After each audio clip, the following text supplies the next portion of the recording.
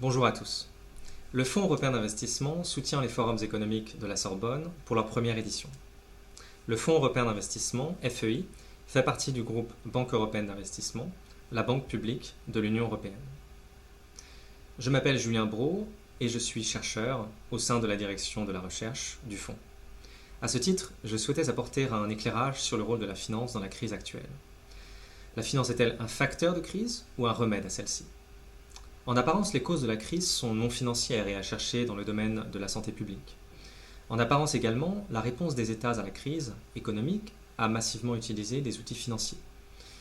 Je souhaiterais montrer ici que la réalité est plus complexe, en choisissant le cas de l'Europe. En effet, les fragilités financières antérieures ont joué un rôle dans le déroulé de la crise. Le contexte de long terme d'avant-crise dans les pays développés était celui d'une augmentation de l'endettement privé et public, d'une baisse de l'investissement, d'une baisse de la croissance de la productivité et d'une divergence de productivité entre entreprises. Les réponses menées avant la crise ont pour partie échoué à résoudre ces problèmes.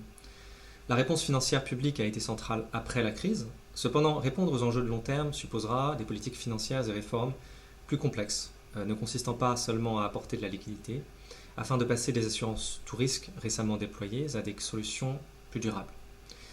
La finance est-elle une des causes de la crise ? Tout d'abord, quel a été le rôle de la finance dans le déclenchement de la crise ? L'endettement des entreprises européennes a fortement augmenté entre 2008 et 2019. Les entreprises européennes avaient des difficultés à croître, à s'internationaliser et à investir en cohérence avec les engagements environnementaux de l'Union. Le ratio d'endettement des entreprises françaises, notamment des PME, restait avant crise nettement supérieur à la moyenne européenne et américaine. Or, l'investissement des petites entreprises diminue au-delà d'un certain seuil d'endettement. 10% des entreprises européennes étaient ainsi considérées en 2019 comme vulnérables. Le financement en capital manquant représentait 5% du capital total. Or, ce sont essentiellement les entreprises cotées qui ont augmenté leurs marges ces dernières années et l'Europe est en retard en matière d'approfondissement des marchés de capitaux. La situation européenne antérieure n'orientait donc pas suffisamment le financement vers l'investissement en capital. Dans ce contexte, comment décrire la crise économique actuelle ? Les pays européens les plus touchés ont immédiatement risqué une forte hausse des faillites, avec de sensibles divergences entre pays. Dans un premier temps, le nombre de faillites a baissé. Cependant, cette baisse transitoire et technique devrait se transformer à terme en une hausse. La part des PME de la zone euro en mauvaise posture financière va ainsi augmenter. Un stock de 324 milliards d'euros de dettes d'entreprise serait aujourd'hui à risque, dont plus de la moitié sont des dettes de PME. Il est encore trop tôt pour mesurer précisément la part des prêts garantis dans ces dettes à risque, mais elle est probablement élevée. Le capital global des entreprises européennes diminuerait également.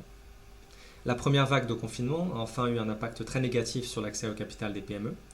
Les institutions ont probablement sous-évalué les risques d'amplification de la crise liés aux inégalités entre entreprises et aux inégalités entre individus qui leur sont intimement liées. Deuxième problème, les pays qui ont le plus eu recours aux garanties de crédit tendent aussi à être ceux qui ont les plus hauts ratios d'endettement des entreprises par rapport à leur PIB. Les jeunes entreprises technologiques sont dans une position particulièrement vulnérable. Les problèmes financiers sont donc bien une des causes sous-jacentes qui risquent d'amplifier les effets de la crise sanitaire. Alors la finance est-elle un remède à la crise ? Quels sont tout d'abord les remèdes financiers qui ont été employés ? Parmi les solutions financières, la première question est celle des garanties de crédit et de leur impact.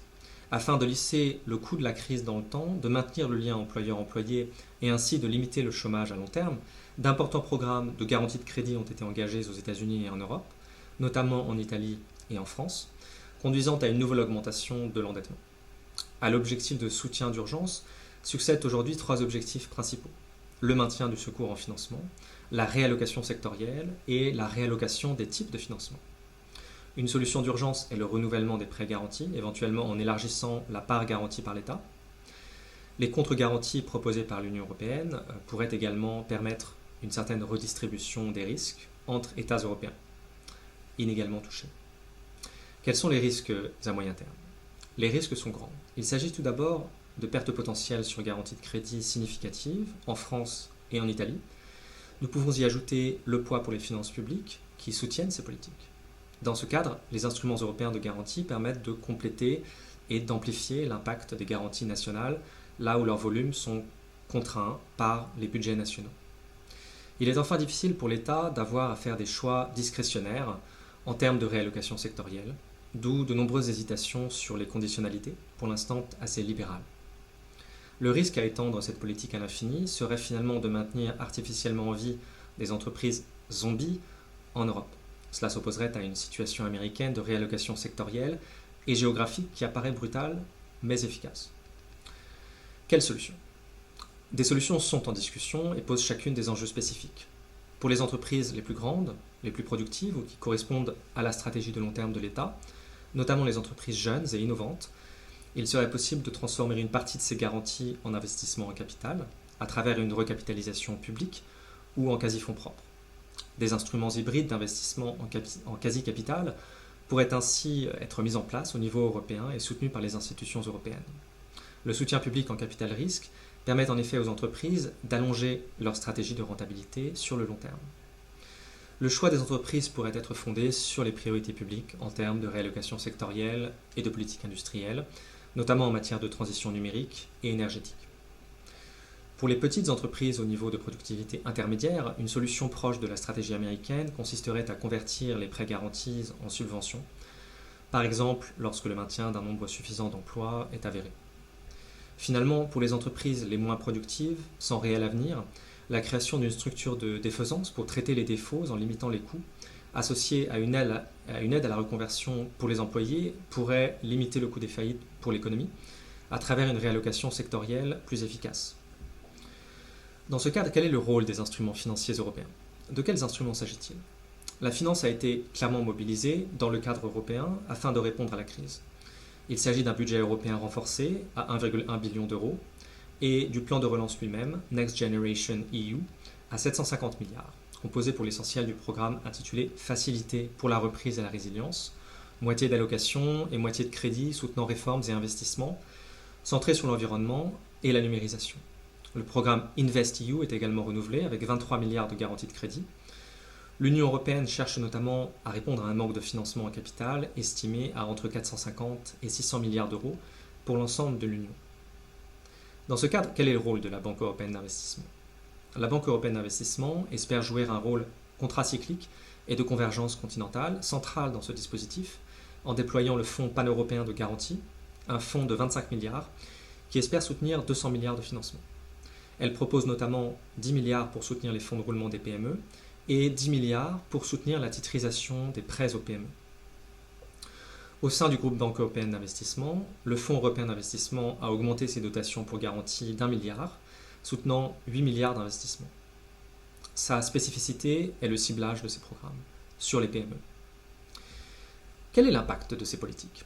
Les études d'avant la crise de la Covid-19 montrent un résultat positif des garanties de crédit sur la survie des entreprises et leur croissance en termes de capital, de chiffre d'affaires, d'emploi et de capital immatériel, tout particulièrement pour les jeunes et petites entreprises et dans les services, l'impact croissant avec la taille du prêt garanti. Cependant, il ne semble pas y avoir d'impact significatif sur la rentabilité ou les entreprises à forte teneur technologique. L'impact varie fortement entre pays, même si ces divergences peuvent être limitées par les politiques européennes de contre-garantie. En d'autres termes, les garanties protègent les PME, mais ont probablement un impact de court terme modeste en termes de réallocation sectorielle. Le soutien public en capital risque pourrait en partie prendre le relais de ces politiques. Alors, en conclusion, nous avons montré le fort impact de la crise sur le financement des entreprises en Europe. Ces problèmes de financement ne sont cependant pas tous nés de la crise et prennent leurs racines dans de nombreuses faiblesses antérieures en matière d'endettement, de croissance et de productivité. Les programmes déployés pendant la crise, notamment les garanties de crédit, ont permis la survie de nombreuses entreprises à court terme. Néanmoins, leur expiration prochaine pose problème et pourrait conduire à une vague de faillite. Plusieurs solutions existent, notamment des subventions, des conversions en capital et la création de structures de défaisance. Dans ce cadre, les institutions, et notamment le groupe PEI, jouent un rôle central en matière de soutien aux États, de convergence et d'évaluation. Les institutions jouent aussi un rôle pour faire de la reprise un tournant en matière de changement climatique. Les émissions de dioxyde de carbone ont chuté de 8% en 2020 à cause du confinement. Cependant, si nous souhaitons parvenir à maintenir l'augmentation des températures à moins d'1,5 degré, ces émissions devraient chuter de 8% par an, tous les ans, pendant les 10 prochaines années. Pour ce faire, nous avons notamment besoin de financements importants en matière de nouvelles technologies. Merci pour votre attention, j'espère avoir contribué au débat en cours sur ces questions et je vous souhaite une bonne conférence.